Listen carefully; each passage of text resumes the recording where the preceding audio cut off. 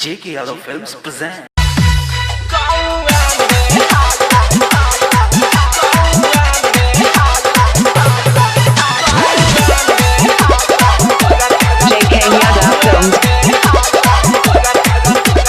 छेदियों के दिन में बोलबले रे मंगरुओं के रात में चिखवले रे बड़े छेदियों के दिन में बोलबले रे मंगरुओं के रात में चिखवले रे सभा के बाट अतार हमका भूखा मारा रे पूजवा हमारा के ना देबे गौआ में हाला करत रे हवा हमारा के ना देबे गौआ में हाला करा J.K. Yadav Films.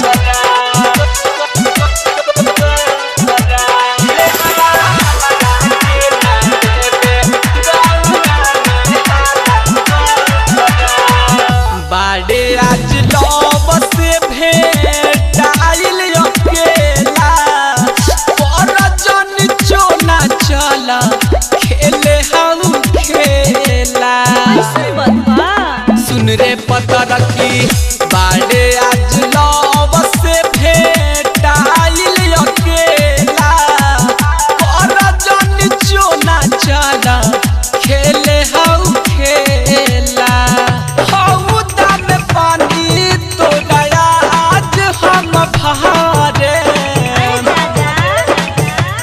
छोटिया हमारा के ना देबे गौआ में हाला रे चुलिया हमारा के ना देबे गौआ में हाला कर J.K. Yadav Films.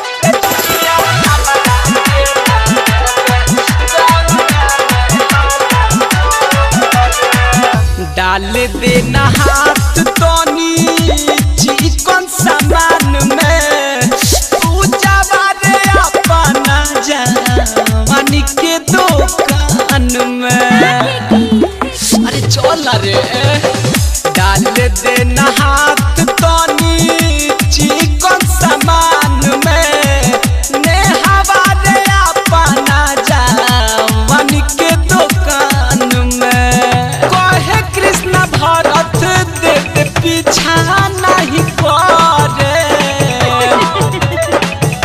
सनमवा हमारा के ना देबे गौआ में हाला करबे गौआ में हाला करे ललचा recording studio Gopalganj. J.K. Yadav Films.